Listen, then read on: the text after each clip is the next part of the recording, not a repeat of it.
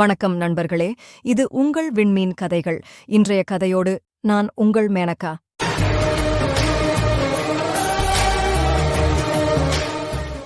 மறுநாள் இரவு மன்னர் ஷாரியர் ஷராஜத்திடம் கதையை தொடரச் சொன்னார். ஷராஜத்தும் கதையை சொல்லத் தொடங்கினாள்.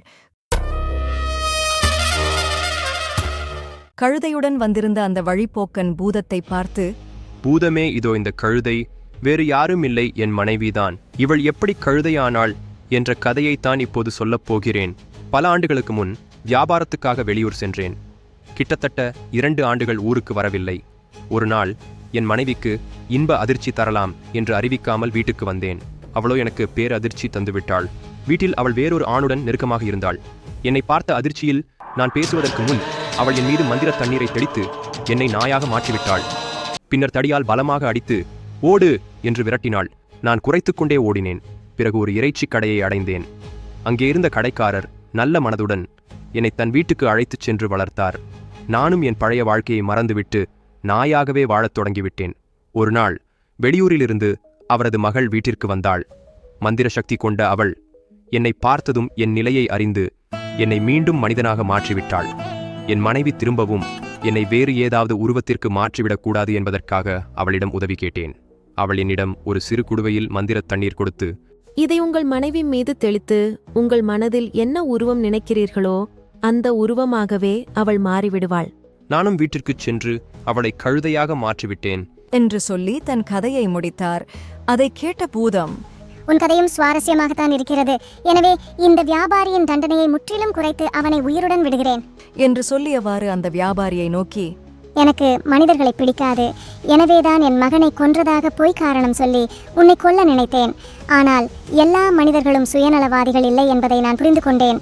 எனவே உன்னை உயிருடன் விடுகிறேன் என்று சொல்லி மறைந்தது. தனது உயிரை காப்பாற்றிய அந்த மூவருக்கும் தன் நன்றியை தெரிவித்துவிட்டு சந்தோஷமாக வீடு திரும்பினார் அந்த வியாபாரி என்று சொல்லி ஷராஜத் தன் கதையை புன்னகையுடன் முடித்தாள். மன்னர் ஷாரியர் கண்களை விரித்து, அடடா, இந்த கதை ரொம்பவே சுவாரஸ்யமாக இருந்தது. பொழுதுவிடிய இன்னும் நிறைய நேரம் இருக்கிறது. உனக்கு இதுபோல வேறு சுவாரஸ்யமான கதைகள் தெரியுமா ஷராஜத் என்று ஆவலுடன் கேட்டார். ஷராஜத் சிரித்தபடி, தெரியும் அரசே, ஒரு மீனவனின் கதை இருக்கிறது. மந்திரமும் சாகசமும் நிறைந்தது. அது உங்களுக்கு ரொம்ப பிடிக்கும், சொல்லட்டுமா என்று கேட்டாள். அவள் குரலில் ஒரு மாய மின்னல் தெரிந்தது. மன்னர் சம்மதத்துடன் ஷராஜத் கதை சொல்லத் தொடங்கினாள்.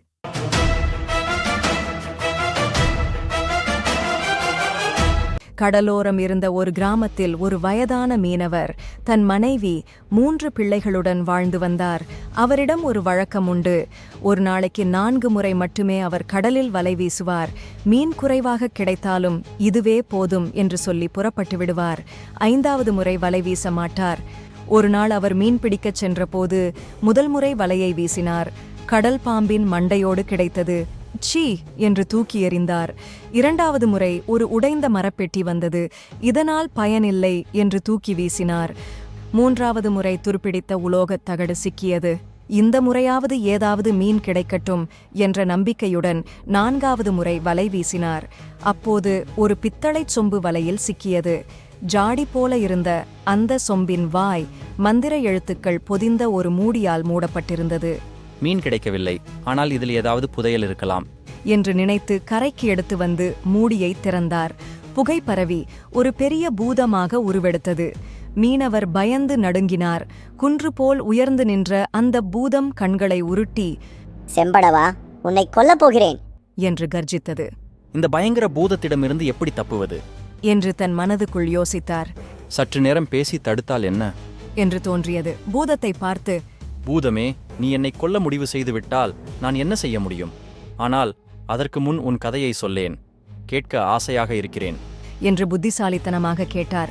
பூதம் சிரித்து, சரி, என் கதையை யார்கிட்டமாவது சொல்லித்தான் ஆகணும், உனக்கே சொல்றேன் என்று சொல்லத் தொடங்கியது. நான் தாவீதின் மகன் சுலைமானை எதிர்த்த பூதங்களில் ஒருவன்.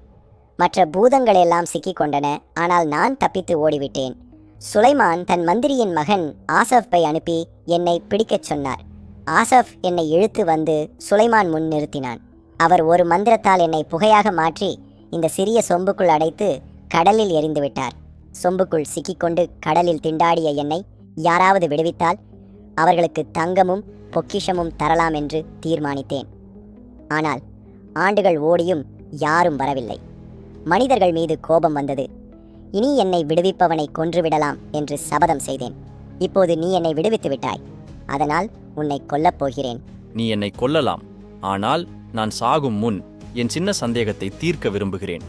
நீ இவ்வளவு பெரியவன் இந்த சிறு சொம்புக்குள் எப்படி பொருந்தினாய் என்பதை என்னால் நம்பவே முடியவில்லை.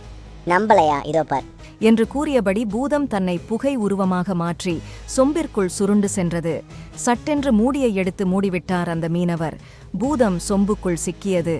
என்னை வெளியே விடு, உன்னை கொல்ல மாட்டேன் என்றது பூதம். மீனவர் சிரித்து, நன்றி கெட்டவனே, நான் உன்னை விடுவித்ததற்கு பலனாக நீ என்னையே கொல்ல முனைந்தாய். மீண்டும் ஏமாறுவேனா? உன்னை மறுபடியும் கடலில் வீசப் போகிறேன். உன்னை நம்பி வெளியே விட்டால் நீ யூனான் மன்னனைப் போலத்தான் நடந்து கொள்வாய் என்றார் செம்படவன்.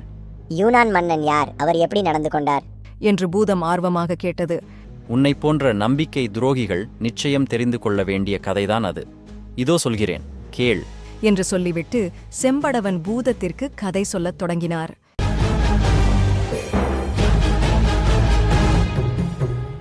பழங்காலத்தில் பாரசீக நாட்டை யூனான் என்ற அரசர் ஆண்டு வந்தார். அவர் செல்வத்திலும் நல்ல குணத்திலும் சிறந்தவர். எல்லோரும் அவரை வியந்து பாராட்டினர். ஆனால் அவர் கொடிய நோயால் அவதிப்பட்டார்.